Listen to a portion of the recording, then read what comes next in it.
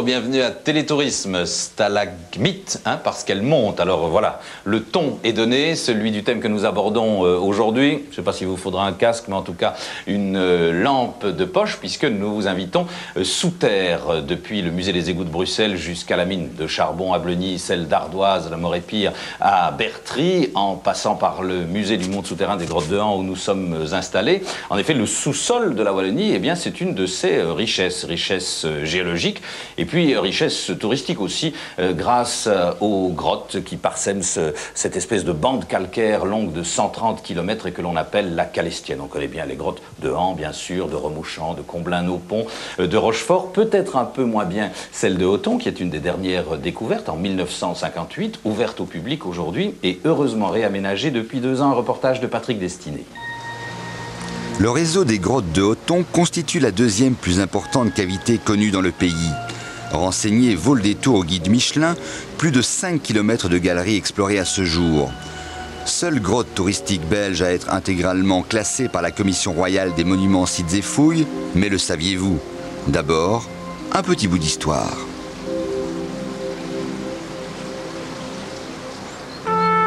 C'est en 1958, suite à un tir de mine dans le front de taille de la carrière, que fut mise à jour par 4 spéléologues les grottes de Hoton.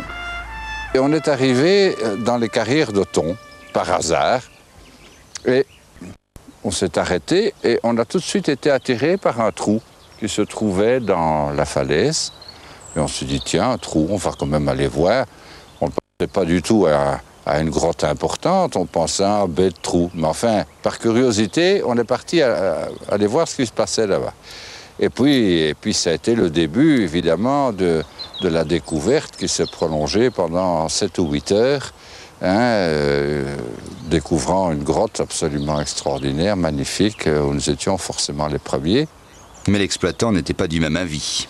Il nous a laissé explorer la grotte pendant quelques semaines.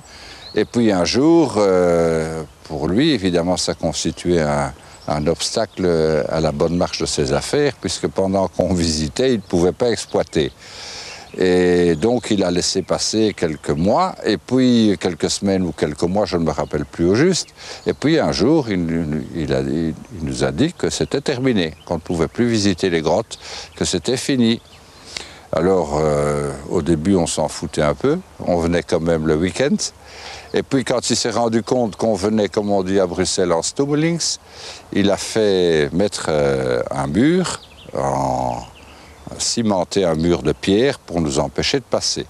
Ce qui a réussi pendant un certain temps. Et puis, on se dit, après tout, un mur, c'est vite défait et refait, ce qui fait que finalement, le week-end, on défaisait le mur, on venait visiter, et puis en repartant, on remettait plus ou moins les choses en l'état. Et alors, on a commencé à remonter dans les étages supérieurs, peu à peu, et on est arrivé à un moment donné où on était fort près de la surface. On était devant un puits, un dernier puits remontant, mais qui était bouché. Et pour le déboucher, il fallait travailler dans le puits avec les éboulis au-dessus de la tête, et c'était assez risqué. Mais finalement, un jour, en faisant ce travail, on est arrivé à déboucher au milieu d'une prairie. La tête hors de la prairie, on était dehors. Un nouvel accès existait donc, permettant la préservation et l'exploitation des grottes. L'entrée actuelle se trouve toujours à cet endroit. Situées à la limite Famenne-Ardennes, les grottes constituent le collecteur de toutes les eaux pluviales et alluviales du plateau en rive gauche de l'Ourthe. Le processus de formation est un processus chimique. Donc l'eau de pluie va descendre ici lentement. Au passage, elle va prendre le CO2, le gaz carbonique des racines de plantes. Ce CO2, en se mélangeant à l'eau, va former de l'acide carbonique. Et cette eau acide va dissoudre le calcaire. L'eau va transporter ce calcaire et le déposer de façon à créer des concrétions, transformant la cavité en véritable palais de cristal. Les concrétionnements y sont tout à fait exceptionnels.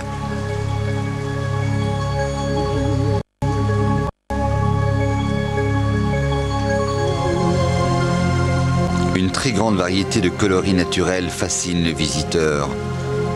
Blanc pur de la calcite, jaune, rouge, orange éclatant, rose délicat, brun ferreux. Une autre particularité, à mon avis, fort intéressante est la variété des formes de galeries. On a des galeries creusées par l'eau qui sont fort lisses, courbes et très esthétiques, je dirais féminines dans les courbes. Et puis, il y a la très grande galerie qui a été effondrée suite à de grands tremblements de terre et qui est gigantesque. Et ça, c'est vraiment, cette variété de formes est quelque chose d'exceptionnel à la grotte. Personnellement, quand on regarde ça avec l'œil du géologue, l'œil du spéléologue, il y a une variété de petites choses et de grandes choses à montrer, et partager cet enthousiasme avec les touristes, pour moi, c'est un plaisir. Donc, le dessous est là, le dessus est là, et donc les vieilles et les jeunes couches. Comme vous pouvez le voir, le travail de géologue est un travail de Sherlock Holmes. Un vaste programme de rénovation conçu par une équipe de spéléologues et de scientifiques a été entrepris en 1998 afin d'adapter l'outil aux besoins du tourisme moderne. Le parcours du circuit touristique a triplé et sa profondeur a doublé puisqu'il va désormais jusqu'à la rivière souterraine. Voilà. Alors, je vous ai expliqué que l'éclairage électrique avait été fait par les spéléos, ce qui nous permet de voir la grande variété des couleurs par transparence. Et donc ici, on voit différents jaunes, oranges et rouges, qui sont toutes des couleurs relativement rares.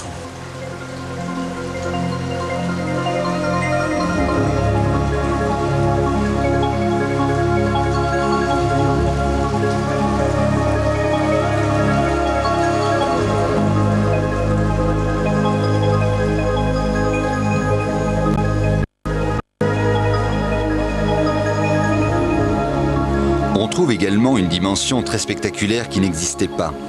Le nouveau parcours longe la rivière souterraine permanente que l'on peut observer sur une centaine de mètres coulant sur des rochers très travaillés par les eaux. Un aspect également étonnant de la grotte de Hoton est l'intérêt qu'elle représente aux yeux des scientifiques. Elles seront d'ailleurs bientôt reconnues par la région wallonne comme cavité souterraine d'intérêt scientifique. C'est une idée que je fais souvent passer dans le cadre des visites, c'est qu'une grotte est un piège à information sur le passé et que cette information est parfaitement conservée ici dans la grotte. Et on y étudie principalement les glaciations, donc les variations climatiques, et les tremblements de terre. On peut voir de nombreux effondrements, des concrétions cassées, et par les méthodes de datation, on coince dans le temps les événements que la grotte a enregistrés. Au-delà du circuit touristique s'étend un vaste réseau de galeries, de cavités, d'infractuosités.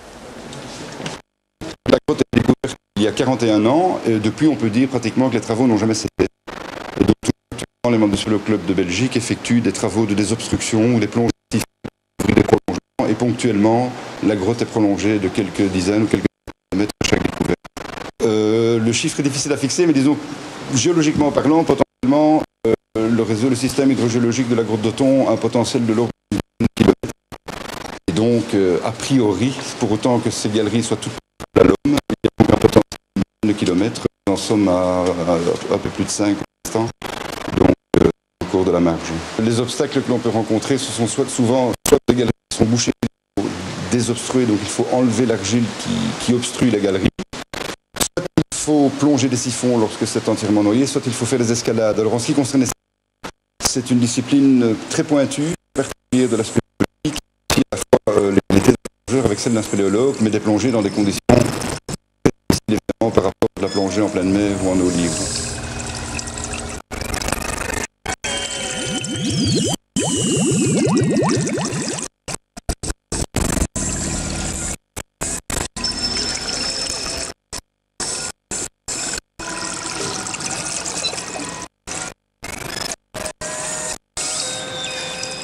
Alors vous le savez, nous sommes installés au musée du monde souterrain de Hans-sur-Lez. Guy de Flandre, vous qui êtes l'âme, le conservateur, le directeur de ce musée, c'est un complément à la visite, mais vous direz qu'il faut commencer par le musée avant de visiter la grotte ou bien faire le contraire? Je pense que les deux classiques sont respectables, mais il me semble que si j'étais visiteur de la grotte, je viendrais après au musée. Vous étiez un des 52 000 visiteurs annuels de la grotte, ce qui est quand même un assez joli chiffre. Dans cette salle en particulier, qu'est-ce qu'on peut découvrir? Bien, ici, nous sommes en fait dans un résumé de ce que la région peut offrir sur le plan géologique et écologique. Puisque une grotte, ce n'est pas seulement des stalactites et des stalagmites, mais c'est aussi, bien sûr, salles, c'est aussi toute une histoire pour ces salles, et c'est aussi la vie qui se déroule dans cette grotte, vie souvent discrète, mais qui existe pas. Cependant, on peut penser aux chauves-souris, tout le monde les connaît, mais il y a aussi des animaux beaucoup plus petits. Ce qu'on voit ici, on le voit ou on ne le voit pas dans la grotte, dans la visite touristique? Il y a beaucoup de choses qu'on ne verra pas, puisque ce sont des réseaux sauvages qui ont été découverts donc par des collègues et moi-même, et qui sont présentés au public sous forme de photographies. Voilà, et de manière interactive et commentée, comme on dit aujourd'hui. Voilà, on leur donne un minimum d'informations à eux, s'ils veulent lire tout ce qui est écrit ici, plus les publications que nous faisons. Donc en fait, c'est essentiellement ma fonction, moi je diffuse au niveau scientifique surtout, avec des collègues bien entendu. Vous avez passé beaucoup de temps votre sous terre? J'ai passé beaucoup de temps sous terre, c'est vrai. J'ai passé certainement plusieurs années de ma vie, si je totalise ma présence souterraine. Sûrement. Et vous allez découvrir? Toujours. C'est prétentieux de notre part de penser que plus rien n'est à faire, découvrir. Vous connaissez les Bruxelles? J'y ai circulé il y a une trentaine d'années, je pense. Le souterrain m'a toujours intéressé. D'abord les grottes, évidemment, mais les souterrains aussi. Voilà, c'est lui que je vous propose de découvrir. Bien, c'est le réseau des égouts de Bruxelles. Ça fait 300 km. Je pense. Nous n'allons pas visiter les 300 km, mais il y a aussi, là, ce sont des confrères à vous, d'une certaine manière, un musée, c'est une autre vie souterraine, le musée des égouts de Bruxelles.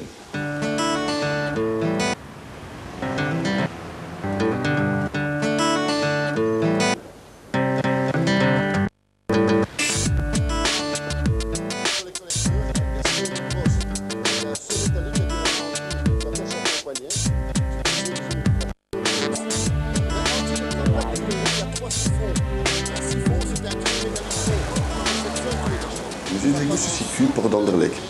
Dans le temps, c'était des pavillons d'octroi, donc, c'est-à-dire, je parle du XVIIIe siècle, tous les commerçants qui voulaient rentrer la marchandise dans Bruxelles devaient passer par les pavillons d'octroi et devaient payer une taxe. Les commerçants bruxellois qui voulaient sortir la marchandise de Bruxelles devaient également payer une taxe. Et ces pavillons d'octroi servaient également à cette époque-là de prison pour les petits délits.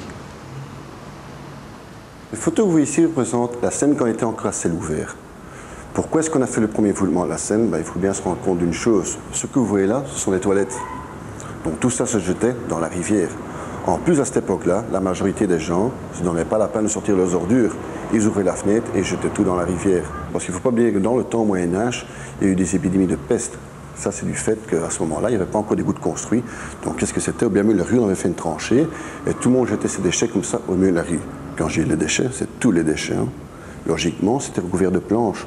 Mais comme à cette époque-là, les gens étaient assez pauvres, c'est-à-dire le soir, ils avaient volé ce bois pour le chauffer. Donc tout ça restait à ciel ouvert et ça a amené des épidémies de peste et de choléra. Alors, le premier mouvement de la Seine, à quoi il a servi? De 1, à éviter les odeurs, et de 2, à la place.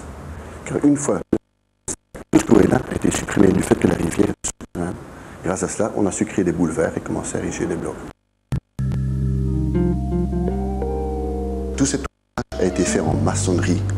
Donc ça consistait entre les deux pertuis de la Seine, collecteur rive droite, rive gauche, donc grands égouts. Pour avancer d'1 mètre, pour faire ces 4 conduits, on devait utiliser 60 000 briques pour avancer d'1 mètre. Comme cet ouvrage fait presque 2 km de long, il faut compter que plus ou moins, on a dû utiliser 120 millions de briques pour cela. Maintenant, le voûtement actuel de la Seine, commencé en 1935 et a été terminé en 1955. Tout cet ouvrage a été fait en béton armé. Ici, on vous montre comment est-ce qu'on construit un égout ovoïde. Donc, on maçonne d'abord l'assise, puis on installe le gabarit. Le gabarit sert à donner la forme de l'égout. Une fois qu'on a installé le gabarit, on maçonne tous les rangées de briques tout autour. Une fois que le ciment a pris, c'est simple. Il suffit de glisser le gabarit et on continue à progresser comme ça. Pourquoi est-ce qu'on a donné cette forme ovoïde à l'égout? C'est simple, pour donner un autocurage. Grâce à cela, les déchets ne savent pas rester sur la paroi, ils tombent toujours dans le fond. Et dans le fond, il y a toujours un débit d'eau qui se forme. C'est ce débit d'eau qui emmène les déchets avec lui. Comment est-ce que l'égout se nettoie? Il suffit qu'il y ait un petit orage, l'égout se met légèrement sous pression et c'est l'eau de pluie qui nettoie l'égout.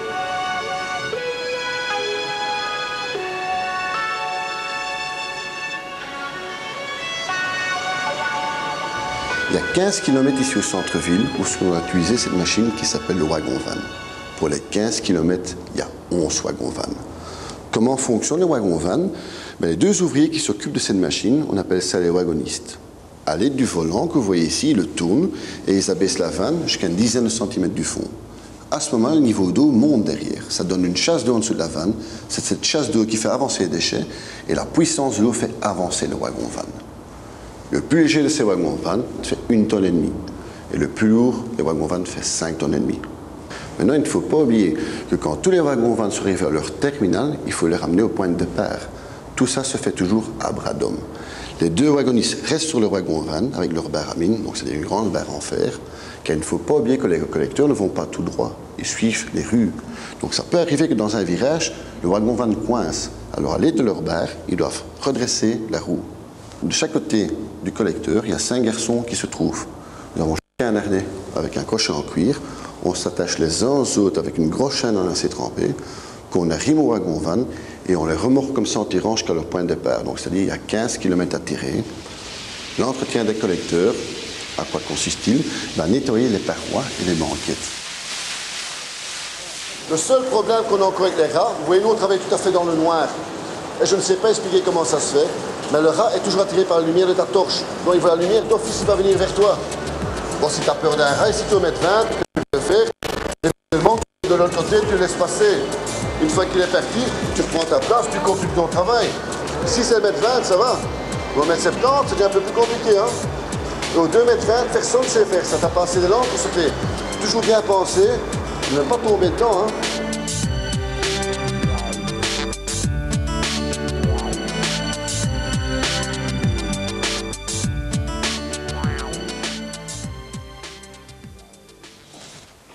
Attention, coup de canon à la sortie de la grotte de Han. Guy de Flandre, ce que vous exposez aussi au musée Résultat, petite partie évidemment de vos fouilles, qui étaient concentrées dans un endroit précis de la grotte? Oui, on peut dire que c'est essentiellement à la sortie donc, de la laisse, les urgences se trouvaient la plupart de ces objets qui sont exposés ici. On en a donc conclu assez logiquement que c'était un lieu de culte et c'était donc des offrandes en réalité que nous avons trouvées. Mais ça veut dire que les habitants du lieu, on est à quelle époque là? Oui, nous nous situons au plus tard, il y a à peu près 5000 ans. Oui, mais ils ne vivaient pas dans la grotte, ils y allaient uniquement pour le culte? On ne pense pas qu'il y ait eu un habitat permanent, on ne peut pas exclure évidemment qu'il y ait eu de temps à autre des gens qui se sont réfugiés dans la grotte, mais c'est probablement assez exceptionnel. L'essentiel, c'est d'abord un culte.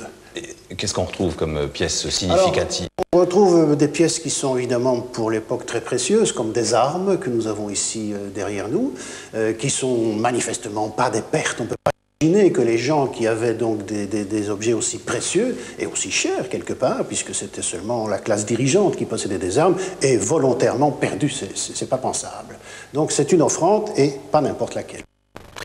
On parle de sites habités, je pense que ça a servi de refuge aussi jusque bien plus tard et même assez proche de nous. Bien sûr qu'au moment, quand on arrive dans le Moyen-Âge, évidemment, c'est un repère de brigands, dit-on, pourquoi pas tout prendre. C'est un endroit où on n'allait pas spécialement vérifier s'il y avait du monde. Voilà, si vous voulez tout savoir sur Han, la grotte de Han, les fouilles, moi je vous renvoie aux ouvrages de Guy de Flandre qui la connaît pratiquement, je ne veux pas dire centimètre carré par centimètre carré, mais pas loin quand même. Hein. C'est une de mes passions. Eh bien, je vais vous faire rencontrer, et aux téléspectateurs aussi, 2 passionnés qui ont la caractéristique d'être des frères, Jacques et Yves Krull, et des passionnés de mines. Alors, ils se sont retrouvés dans leur métier, dans leur vocation, puisque l'un est directeur d'une mine de charbon, c'est celle du charbonnage de Bleugny, et l'autre d'une mine d'ardoise à la Moripire à Bertry.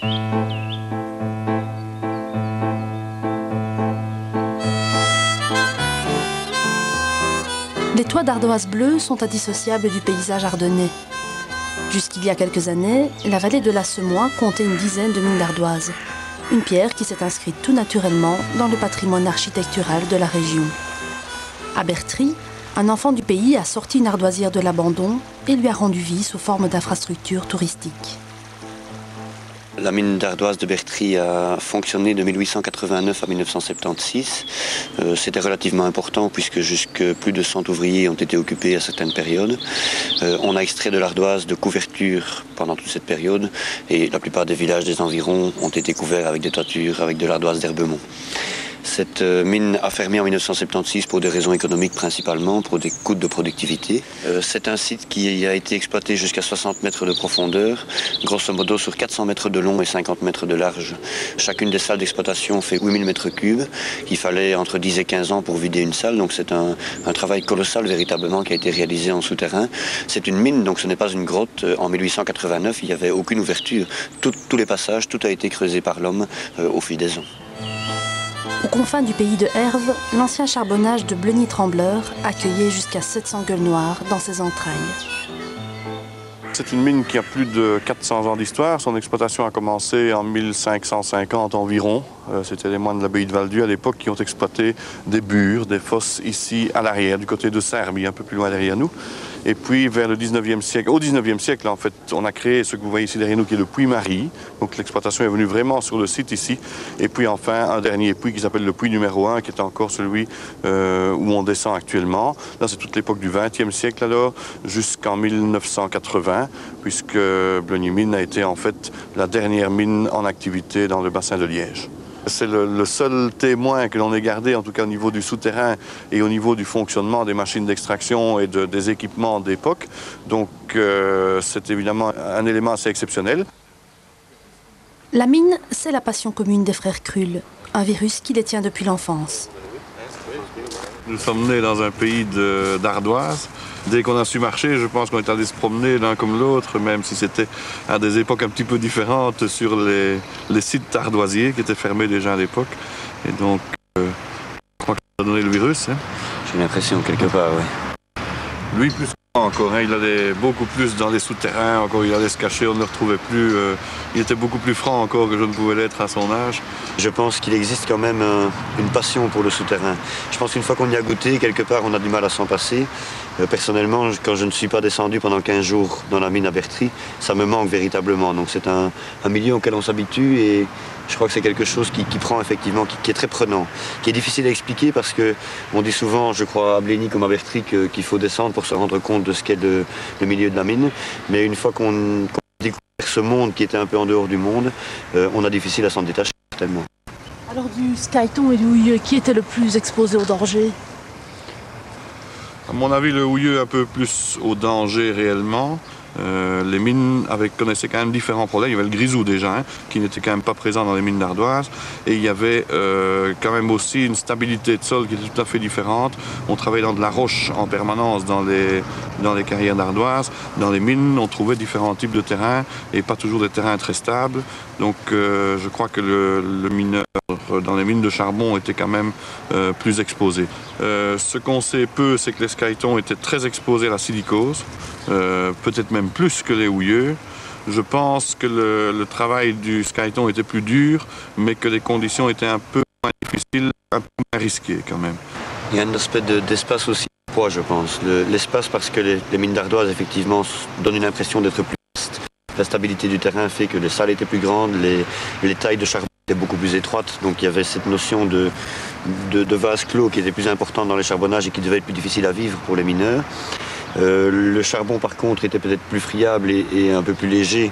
Je pense toujours au portage dans les mines d'ardoise où les hommes portaient quand même régulièrement des blocs de 100, 120, 150 kilos. Et là les charges évidemment étaient peut-être plus importantes mais dans un espace un peu plus large, donc ça devait malgré tout paraître un peu plus confortable. Je crois que ces hommes d'un côté comme de l'autre avaient énormément de mérite. Donc là les deux projets à mon sens sont tout autant de valeur puisque d'un côté comme de l'autre je crois qu'il fallait continuer à sauvegarder la mémoire. Combien longtemps qu'on ne s'est vu, à déguster.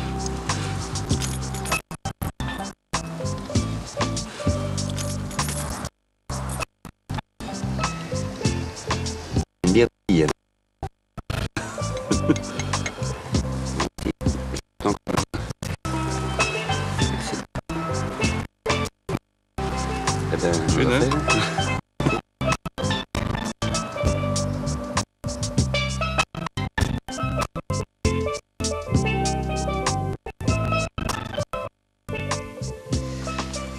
Ouf, la lumière, surtout pour une forme de tourisme qui, bien le dire, ne s'encombre pas des conditions climatiques. Ça peut être un temps chez nous. Merci à Carmen ces reportages.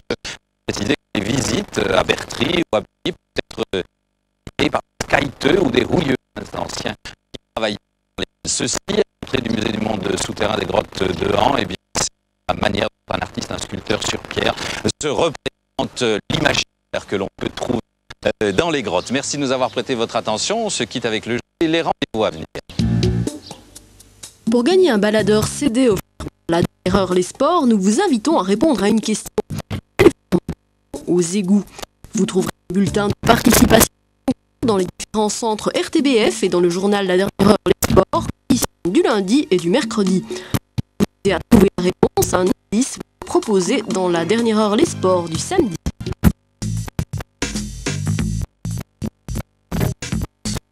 Grâce à l'exposition Maasai, venez découvrir ce peuple d'Afrique et rencontrer même 2 autochtones.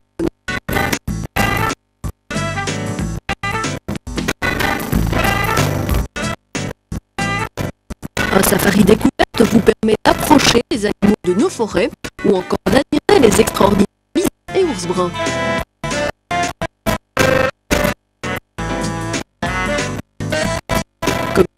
Il est possible de parcourir les serres royales de Lac. Visitez selon un itinéraire qui vous conduit à l'extérieur à l'admirer du parc du Château. Itinéraire sur les sentiers de l'histoire, histoire de sculpture ainsi que la visite le 20 avril prochain.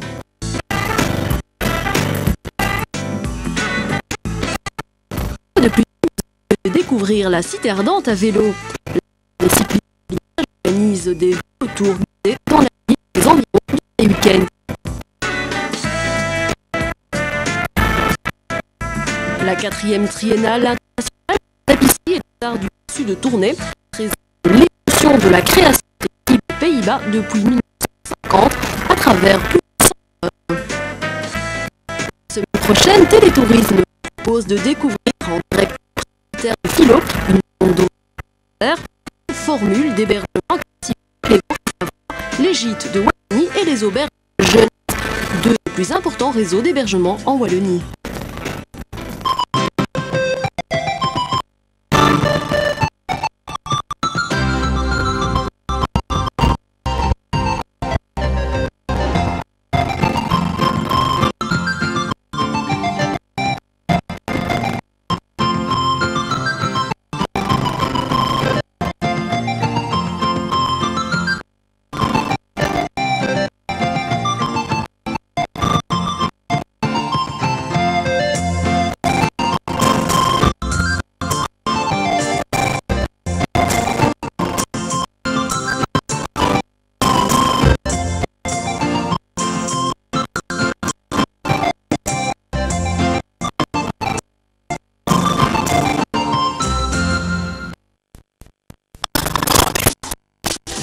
Jet de pierre de la Belgique, les Franskillons ont installé un bastion pas trop brouillon qui ne fait pas d'ombre à sa grande sœur du Nord, Lille. Ville du Nord pour les uns, du Sud pour les autres, le Lillois n'a certes pas un caractère insulaire, mais bien rattaché à la terre. Lille sera disséquée par la forte tête ce mardi à 20h. Fort en tête, avec l'office de promotion du tourisme Wallonie-Bruxelles.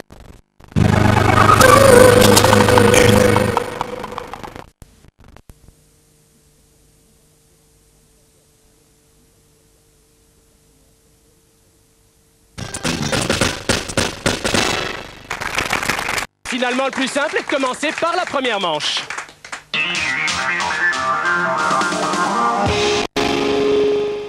Dans l'ordre, les jaunes suivront les bleus. On commence tout de suite avec Jeff, chef d'équipe. Première question. Elle s'inscrit dans le bas de votre écran. Dans quelle ville française est situé le Palais des Papes, Jeff? Dans quelle ville française est situé le Palais des Papes? Je prends la question. Tu prends? Alors, je te propose Aix-en-Provence, Avignon ou Nîmes. Que me dis-tu? Aix-en-Provence. Jeff. Pardon? Non, Aix-en-Provence, c'est bien ce que j'avais entendu, mais c'était le Palais des Papes d'Avignon. On se tourne du côté de l'Institut Cardinal Mercier de Calydon.